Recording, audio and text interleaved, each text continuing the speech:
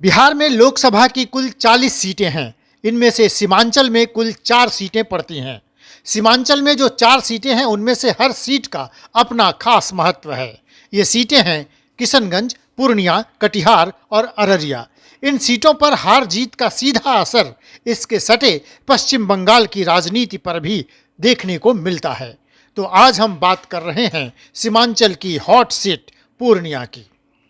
पूर्णिया की गिनती सीमांचल के सबसे महत्वपूर्ण जिला के रूप में होती है। इसे सीमांचल की राजधानी के तौर पर भी देखा जाता है। पूर्णिया पूर्वोत्तर बिहार का सबसे बड़ा शहर है।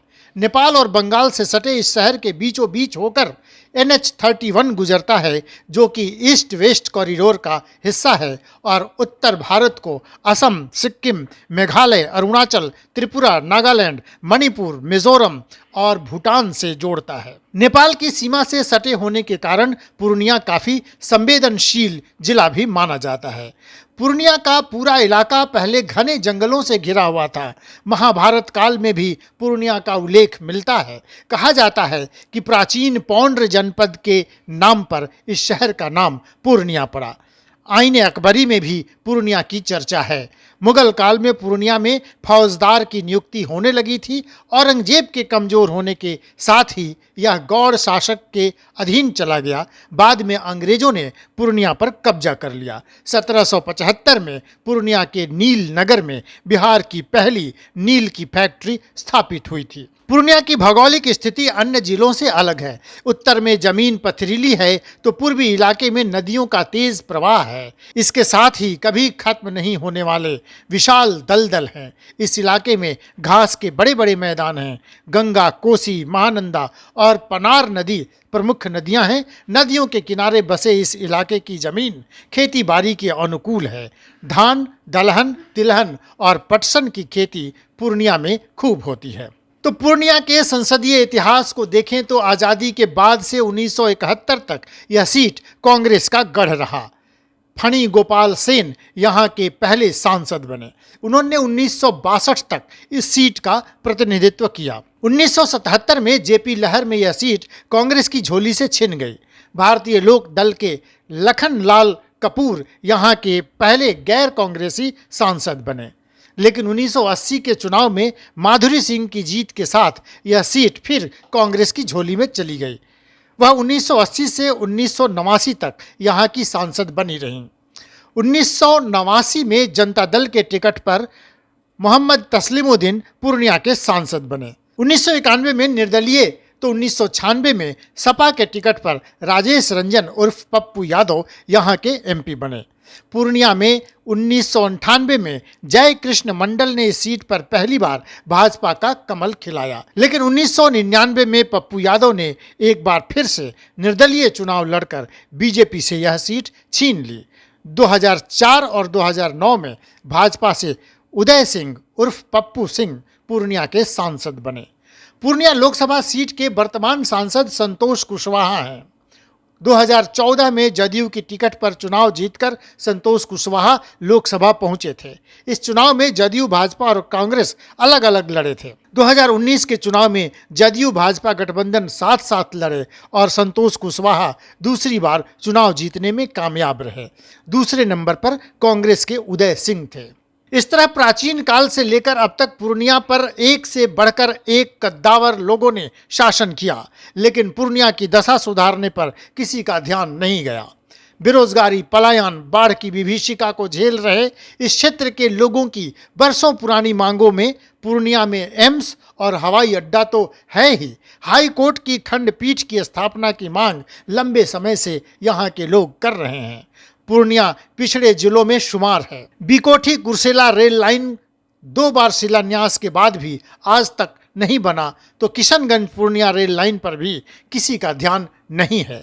एशिया की सबसे बड़ी गुलाब बाग मंडी में भी समस्याओं का अंबार है।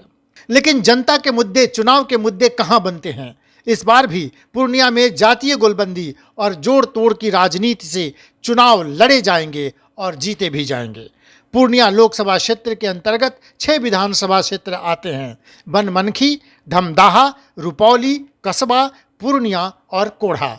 2020 के विधानसभा चुनाव में बीजेपी ने 3, जेडीयू ने 2 और कांग्रेस ने 1 सीट पर जीत दर्ज की थी। तो चलिए, पूर्णिया में भी 2024 के दंगल की तैयारी शुरू हो गई है। हर पार्टी वोटों की गोलबंदी में जुट गई है। अति पिछड़ों का गढ़ कहे जाने वाले पूर्णिया में एनडीए और महागठबंधन के बीच इस बार सीधी टक्कर होने वाली है। जाहिर है, हर दल यह दंगल जीतने के लिए जातीय समीकरण बैठाकर चुनावी संग्राम को जीतने की कोशिश करेगा। तो आइए एक नजर डालते हैं पूर्णिया में क्या है जातीय समीकरण। पूर्णिया में मुस्लिम मतदाताओं की संख्या 4,24,000 के आसपास है, तो यादव वोटर 1,30,000 हैं। इसी तरह सवर्ण वोटरों की संख्या 2.25 लाख है, जिसमें राजपूत 85,000, भूमिहार 70,000, ब्राह्मण 60,000 और कायस्थ 10,000 हैं। इस लोकसभा क्षेत्र में कोयरी 1 लाख, वैश्य 1.5 लाख, तो दलित मतदाता 2,30,000 हैं। पूर्णिया में आदिवासी वोटर 1,07,000 हैं, तो अति पिछड़ा मतदाताओं की संख्या 4.5 लाख से कुछ अधिक है, जिसमें गंगोता 1 लाख और धानुक 50,000 हैं। तो कहना नहीं होगा कि इस बार इस सीट पर एमवाई के साथ नीतीश फैक्टर चला तो एनडीए के लिए भारी मुश्किल होगी। लेकिन अगर एनडीए सवर्ण वैश्य वोट बैंक के साथ अति पिछड़े का समीकरण बनाने में कामयाब हुई तो फिर बाजी पलट भी सकती है। तो आइए एक नज़र डालते हैं कि किस दल से कौन होगा इस बार रेस का घोड़ा। जाहिर है, संतोष कुशवाहा पूर्णिया के मौजूदा सांसद हैं, तो टिकट को लेकर उनकी दावेदारी सबसे ज़्यादा मजबूत है। लेकिन अभी यह तय होना बाकी है कि महागठबंधन की ओर से यह सीट किसके पाले में जाएगी। चूंकि संतोष कुशवाहा जदयू के सांसद हैं, जाहिर है जदयू की दावेदारी मजबूत है। उन्होंने भाजपा सांसद उदय सिंह उर्फ पप्पू सिंह को पराजित किया था, तो इस बार दोबारा वह गठबंधन से टिकट के मजबूत दावेदार हैं। दूसरी तरफ महागठबंधन में कांग्रेस की नज़र भी इस सीट पर है।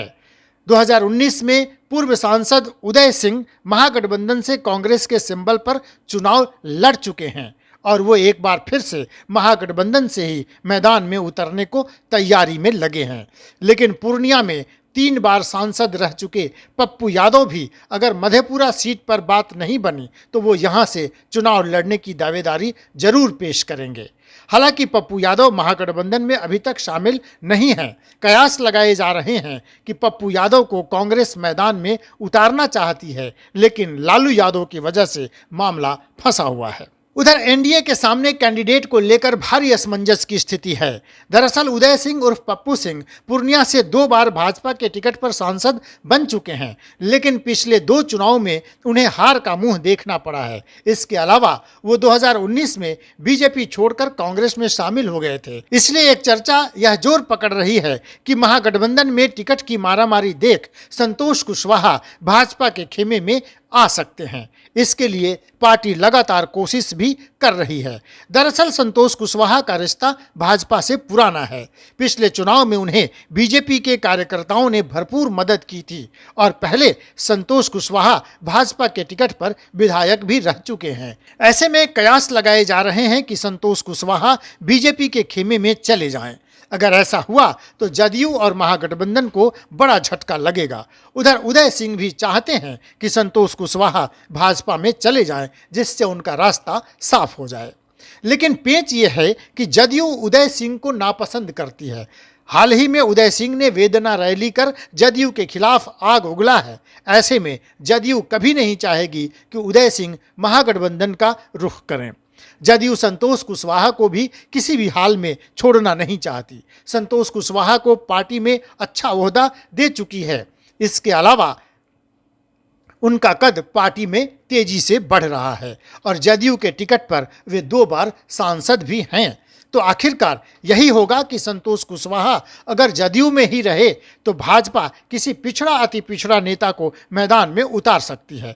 लेकिन ऐसे में भाजपा का वो पिछड़ा या अति पिछड़ा चेहरा कौन होगा जिसे पूर्णिया के दंगल में भरोसे के साथ उतारा जा सके, यह सबसे बड़ा सवाल है। इन सब के बीच सीमांचल में ओवैसी फैक्टर की चर्चा तो बेहद लाजमी है। पूर्णिया में मुस्लिम मतदाताओं की बहुलता है। ऐसे में ओवैसी की पार्टी पूर्णिया में भाग्य जरूर आजमाएगी। सीमांचल का यह सीट एमओआई समीकरण का केंद्र माना जाता है। यहाँ यादव और मुस्लिम आबादी के हाथ में पूरी तरह से राजनीति को बदलने की ताकत है। वहीं यहाँ शेड्यूल कास्ट शेड्यूल ट्राइब्स के साथ पिछड़ा अति पिछड़ा वोटर भी बड़ी संख्या में है। यहाँ राजपूत और ब्राह्मण वोटर की भूमिका भी बड़ी रही है। इस बीच ओवैसी मैदान में उतर गए तो महागठबंधन का एमवाई समीकरण गड़बड़ा जाएगा। उधर उपेंद्र कुशवाहा, सम्राट चौधरी, जीतन राम मांझी का फैक्टर काम कर गया तो एनडीए की राह आसान हो जाएगी। तो बड़े दिलचस्प मोड़ पर है पूर्णिया लोकसभा सीट का सियासी खेल। देखते रहिए लाइव बिहार। अगली कड़ी में किसी और लोकसभा सीट के चुनावी विश्लेषण के साथ हम फिर हाजिर होंगे। जुड़े रहिए लाइव बिहार के साथ, देखते रहिए live Bihar. Live Bihar YouTube पर सब्सक्राइब और फेसबुक पर लाइक जरूर करें।